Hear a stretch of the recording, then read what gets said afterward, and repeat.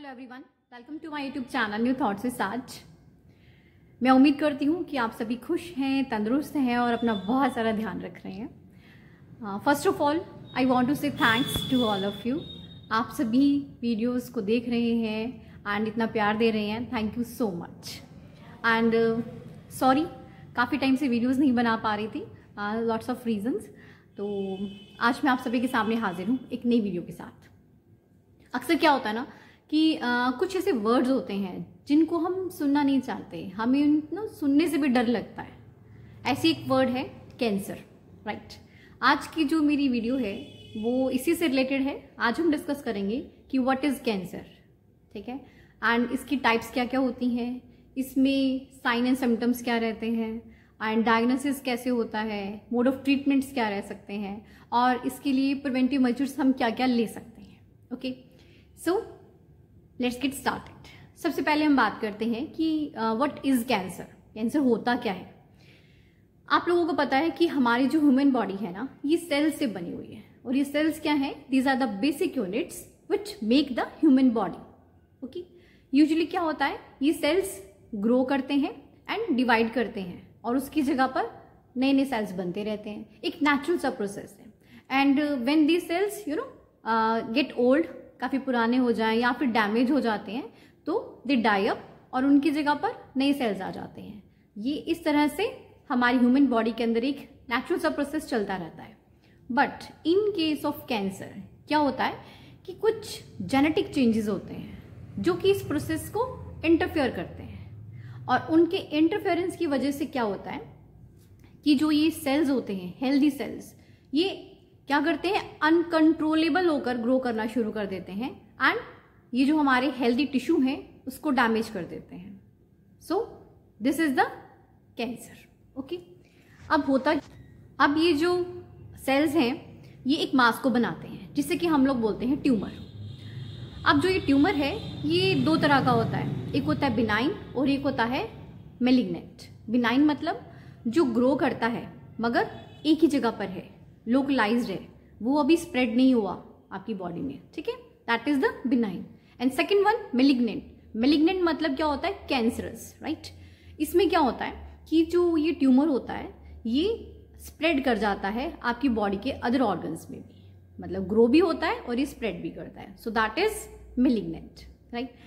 और जो ये ट्यूमर है ना, जरूरी नहीं है कि अगर कैंसर ही है तो उसमें ट्यूमर बनेगा ही बनेगा। कुछ ऐसे कैंसर भी होते हैं जिसमें ट्यूमर नहीं बनता, जैसे कि ल्यूकीमिया हो गया, लिम्फोमास हो गया, वो भी हम आगे डिस्कस करते हैं, ठीक है। सो अभी ये क्लियर हो गया आपको कि what is cancer.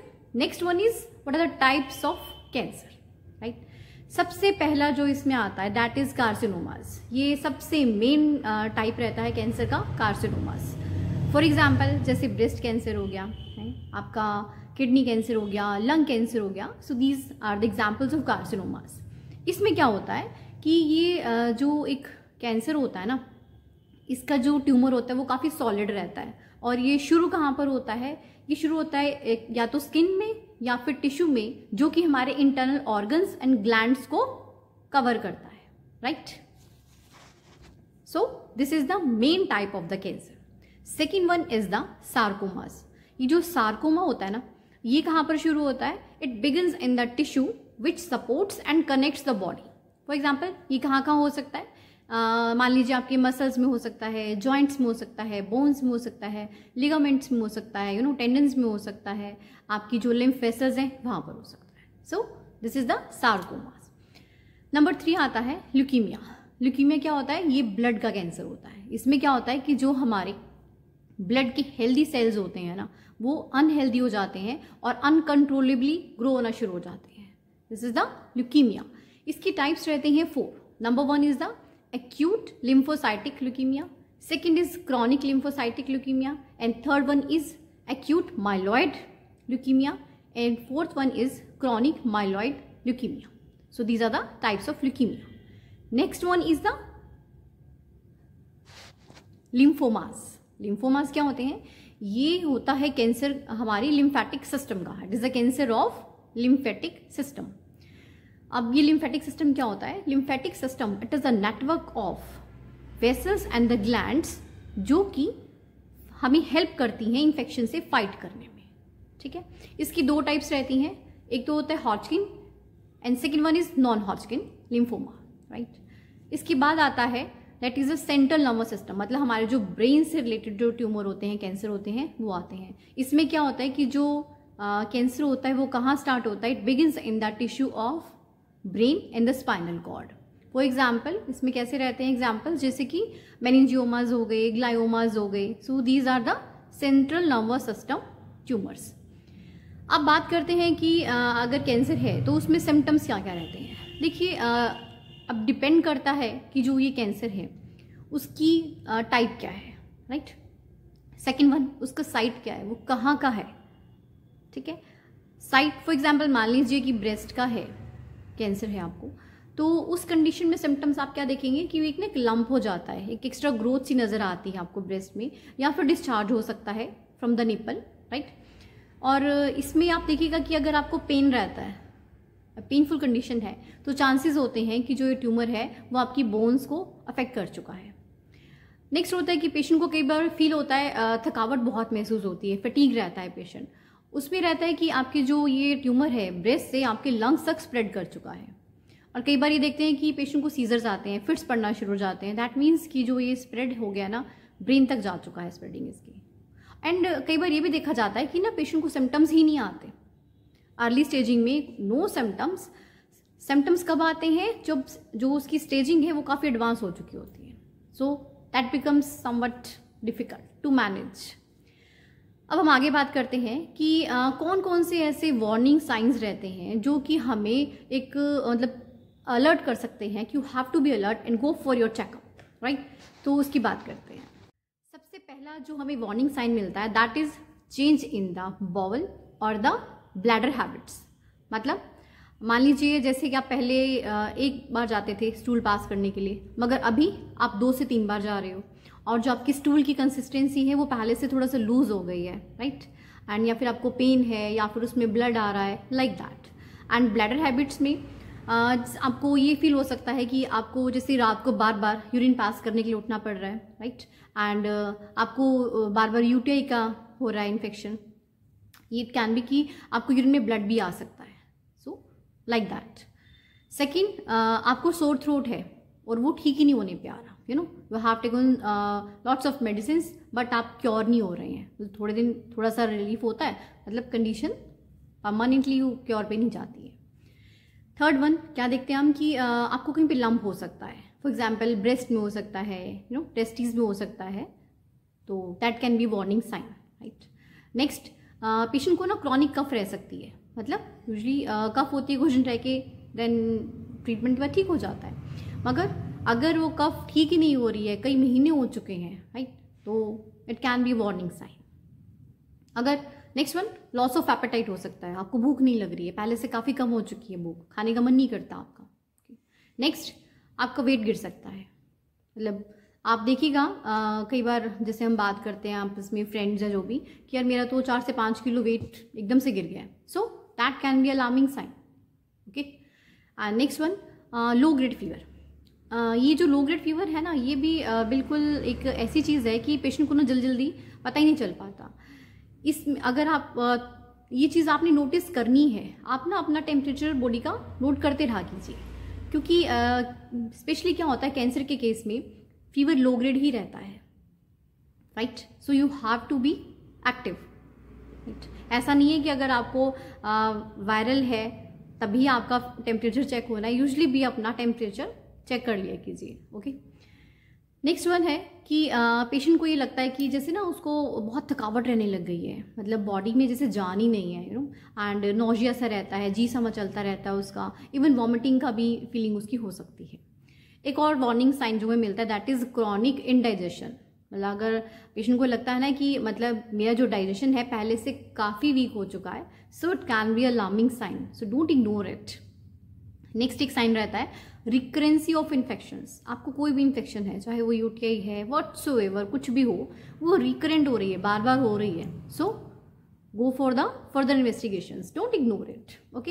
And next जो अलार्मिंग साइन रह सकता है दैट आपको ना कहीं से भी ब्लीडिंग हो सकती है या कुछ डिस्चार्ज हो सकता है, तो उसको don't take it light, okay. Go for the investigation. Next एक चीज़ जो वार्निंग साइन में रहता है, that is the bone pain. मतलब अगर हम कहीं ना कि हड्डियों में दर्द रह रहा है, ठीक है, और आप उसके लिए ट्रीटमेंट ले रहे हैं, इन स्पाइट ऑफ दैट वो नहीं ठीक हो रहा है, it is not curable, then it can be alarming sign, so you have to be alert, right. अब हम बात करते हैं कि in case of cancer diagnosis का हमें कैसे पता चलेगा कि कैंसर ही है। तो सबसे पहला तो क्या होता है कि यूजुअली क्या होता है कि पेशेंट अपना रूटीन चेकअप के लिए जाता है एंड वहाँ पर उसको डायग्नोज होता है कि that is the problem, okay. And जो ये तो हो गया कि आप रूटीन चेकअप के लिए गए और वहाँ पर डायग्नोज हो गया। अगर रूटीन के अलावा हम इसके लिए क्या क्या करते हैं स्टेप्स, तो उसमें आता है ultrasound, CT scan, x ray, right. And इसके अलावा जो इलेक्ट्रोलाइट बैलेंस होता है वो चेक होता है, CBC that is a basic test, okay, it's required, and MRI। तो ये सब रहते हैं डायग्नोसिस के लिए। अब हम बात करते हैं कि इसके लिए ट्रीटमेंट कैसे होता है, मोड ऑफ ट्रीटमेंट क्या क्या रहता है इसमें। देखिए सबसे पहली बात तो ये है कि जो ये कैंसर है, जैसे कि मैंने आपको बताया कि एक बिनाइन है, सेकेंड वन इज़ मैलिग्नेंट। तो इसमें डिपेंड करता है कि टाइप क्या है, राइट, उसकी साइट क्या है। एंड थर्ड वन जो है ना, अभी जो हमने डायग्नोसिस की बात की है, तो जो प्रॉपर डायग्नोसिस होती है ना वो बायोप्सी से ही पता चलती है। मतलब जो वो ट्यूमर है उसका पार्ट लिया जाता है, उसको पूरी डिटेल की जाती है बायोप्सी पे, उसी से हमें पता चलता है कि ये किस टाइप का है। मैलिग्नेंट तो नहीं है, अगर मैलिग्नेंट है तो मोड ऑफ ट्रीटमेंट अलग हो जाता है, अगर ये बिनाइन है तो ट्रीटमेंट अलग रहता है। एंड इसमें ना एक हमारे पास ग्रेडिंग आती है, मतलब ग्रेडिंग 1 है, 2 है, 3 है या 4 है, ऐसे ग्रेड्स होते हैं। इन सब के अकॉर्डिंग हमें आगे फर्दर ट्रीटमेंट चलता है। मगर इसमें जो बेसिक रहता है ट्रीटमेंट में, दैट इज़ सर्जरी करनी पड़ती है, राइट। फॉर एग्जांपल मान लीजिए कि अगर किसी पेशेंट को किडनी का कैंसर है, राइट, तो उस केस पे अगर तो छोटा है तो हो सकता है कि ट्यूमर को ही रिमूव किया जाए, ओके। एंड डिपेंड करता है साइज़ पे कि कितना है उसका साइज़। अगर हाफ, मतलब कई बार क्या होता है कि ना किडनी को पार्शियली रिमूव किया जाता है, पूरी किडनी रिमूव नहीं होती, ठीक है, तो उसको हम बोलते हैं पार्शियल नेफ्रेक्टोमी, ठीक है। एंड अगर ट्यूमर बहुत बड़ा होता है, ठीक है, तो मतलब इट्स वेरी डिफिकल्ट किडनी को बचा पाना, तो उस केस में पूरी की पूरी किडनी को ही रिमूव किया जाता है, and that is known as the radical nephrectomy, okay. तो सर्जरी तो करनी ही पड़ती है मोस्ट ऑफ द केसेस में, राइट। अब नेक्स्ट रहता है कि आफ्टर सर्जरी, अब सर्जरी हो गई, ठीक है, बायोप्सी की रिपोर्ट आ जाती है, उसके बाद पता चलता है कि स्टेजिंग क्या है, किस ग्रेड में जा रहा है, ओके। तो उसके अकॉर्डिंग डॉक्टर डिसाइड करता है कि कीमोथेरेपी दी जाएगी, रेडियोथेरेपी दी जाएगी या फिर इम्यूनोथेरेपी दी जाएगी। कई बार ये 2 देनी पड़ते हैं, कॉम्बिनेशन भी चलता है ना कि तीनों ही देनी पड़ सकती हैं, depend upon the condition of the patient, age of the patient, condition जैसी होती है ना उसके अकॉर्डिंग ट्रीटमेंट का मोड रहता है। और अब आता है कि इसके लिए हम क्या क्या प्रिवेंशंस ले सकते हैं ताकि इतनी ये जो भयानक बीमारी है यहाँ तक जाए ना। सबसे पहली चीज़ तो मैं कहूँगी कि don't take stress, please stress मत लीजिए लाइफ में, कुछ चीज़ों को भगवान पे छोड़ दीजिए। हम कुछ जब कर ही नहीं सकते हैं तो टेंशन स्ट्रेस ले लेकर हम क्यों इतना खुद को परेशान करते हैं। So don't take stress, right. Second, take balance diet, अपना खाना पीना अच्छा रखिए, अच्छी डाइट लीजिए, बाहर की चीज़ें अवॉइड कीजिए, घर पर जितना आप सिंपल खाना खाएंगे that will good for your health, okay. And third one is do exercise, exercise के लिए टाइम ज़रूर निकालें, ज़रूर, it's really very important, right. And number 4 is go for your routine checkup, okay. I agree कि बहुत busy schedule होता है, किसी के पास ऐसा टाइम नहीं होता। यूजुअली क्या होता है जब हमें कुछ प्रॉब्लम होती है ना तभी हम डॉक्टर के पास जाते हैं या फिर अपना टेस्ट करवाते हैं, राइट। उस टाइम पर भी ना हमारे कई बार टेस्ट कंप्लीट नहीं होते, बट मैं आप लोगों को कहना चाहती हूँ कि अपनी तरफ से भी ना आप टेस्ट ज़रूर करवाया कीजिए, ईयरली एक बार करवा लिया। फॉर एग्जाम्पल CBC करा लीजिए, ठीक है, उसमें आपके ब्लड की रिपोर्ट आ जाती है। आप यूरिन का टेस्ट करा लीजिए, इससे पता चल जाएगा कि यूरिन में कहीं ब्लड वगैरह तो नहीं आ रहा, ठीक है। नेक्स्ट वन रहता है कि जैसे एक ultrasound, go for ultrasound, don't miss that. इसे मैं स्ट्रेस देकर बोलना चाहती हूँ कि आप लोग साल में 2 साल में एटलीस्ट अल्ट्रासाउंड ज़रूर कराएं, राइट। ऐसा नहीं कि अगर आपको पेन है तभी आपने अल्ट्रासाउंड के लिए जाना है, नो, इससे अपने रूटीन चेकअप में आप शामिल कर लीजिए, really. And last of all, जो भी पेशेंट हैं जो इस बीमारी से सफ़र कर रहे हैं, मैं उनको इतना कहना चाहती हूँ, don't give up, you don't give up, have faith in your self and have faith in God, right. अगर आपकी विल पावर स्ट्रॉन्ग है ना, यू कैन बीट एवरीथिंग। और ये तो एक बीमारी है, ठीक है, तो हिम्मत नहीं हारनी है, हमेशा आपको होपफुल ही रहना है। ठीक है, होता है लाइफ में कई बार अनसर्टन चीज़ें हो जाती हैं, बट डोंट गिव अप, ठीक है। आप एक एग्जाम्पल प्रूव करके दिखा सकते हैं कि हाँ ऐसे था और हमने इसको बीट कर दिया, इट्स ओके। लाइफ को जीना है, ठीक है, चलता है, आते रहते हैं लाइफ में up and downs, don't give up. So all the best. अगर आप लोगों की कोई क्वेरीज हैं, कुछ पूछना चाहते हैं, क्वेश्चंस हैं, तो प्लीज़ आप कमेंट बॉक्स में मेंशन कर दीजिएगा। मेरे पास जैसे भी टाइम होगा मैं आंसर ज़रूर दूंगी। So keep on watching, thank you so much.